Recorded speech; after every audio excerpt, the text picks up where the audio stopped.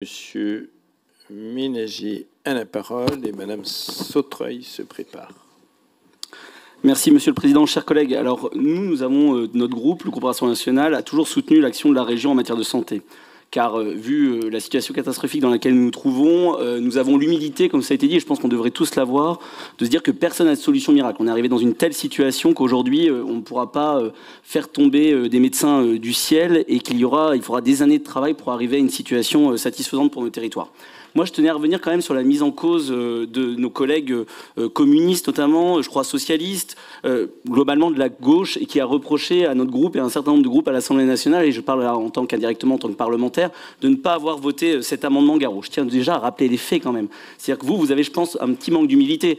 J'ai repris les chiffres. Entre 80 et 93, le numerus clausus a diminué sous Mitterrand. Il est passé de plus de 6 000 à moins de 4 000. Donc, à un moment, balayez devant votre porte avant de donner des leçons à tout le monde. Je vous rappelle que c'était des ministres socialistes et communistes. Je tiens à vous rappeler, vous connaissez quand même l'histoire de votre famille politique. Et si je reprends aussi les années Hollande, à ma connaissance, il n'y a pas eu de résultats probants en la matière. Je tiens juste à expliquer les raisons du non-vote de cet amendement de régulation. J'étais le premier, historiquement, par bon sens, en apparence, à être favorable à la régulation des médecins. Il y en a peu, on va essayer de les mettre en priorité là où il y en a le moins, où il y en a le plus besoin. Mais ça fait partie des nombreuses fausses bonnes idées et de la nécessité en politique d'aller plus loin que simple logique parfois et d'aller au-delà en regardant un certain nombre d'effets pervers.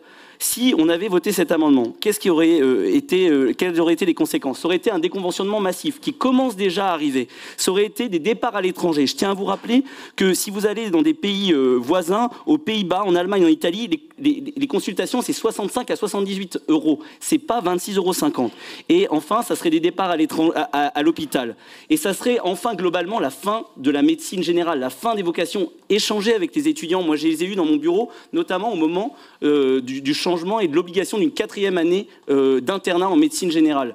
Aujourd'hui, vous avez le même nombre d'années d'études pour faire médecine générale que pour être spécialiste. Or, vous n'êtes pas... Il y a un décalage qui est moins important que par le passé, puisqu'il y a maintenant une année de plus en médecine générale. Moi, j'ai eu des étudiants qui m'ont dit « je n'ai plus aucun intérêt ».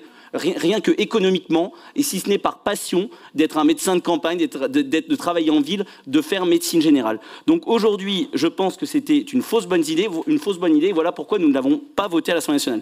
Je tiens par contre à rappeler que nous avons toujours fait des propositions qui aujourd'hui, comme les bus de santé, sont repris par la Première ministre. Nous regrettions que pendant la campagne, nous avions indiqué qu'il fallait mettre ces camions, ces bus de santé mobile. Le département du Loiret le fait et l'État maintenant enclenche. On aurait aimé que la région l'enclenche. Et je vous propose une dernière idée, Monsieur le Président. J'ai échangé sur ce point avec Philippe Fournier. C'est de faire en sorte qu'il n'y ait pas la double peine pour les habitants de notre territoire qui aujourd'hui doivent aller à Paris parfois pour se soigner, pour aller voir des spécialistes. C'est de proposer une gratuité dans une certaine limite pour aller voir des spécialistes à Paris. Quand vous êtes envoyé pour aller voir un spécialiste à Paris, il faudrait que grâce au levier des transports que nous avons dans notre région, de permettre à ceux qui sont souvent les plus pauvres et qui n'ont pas la capacité de payer des transports, qui en plus dans tous les cas, si c'est un bon de transport, coûte cher à la sécurité sociale, que la région prenne en charge en tout ou partie la possibilité, notamment pour les plus pauvres, d'aller se soigner à Paris, parce que c'est peut-être aujourd'hui un des seuls leviers qu'on a en attendant d'avoir plus de médecins sur notre territoire. Je vous remercie.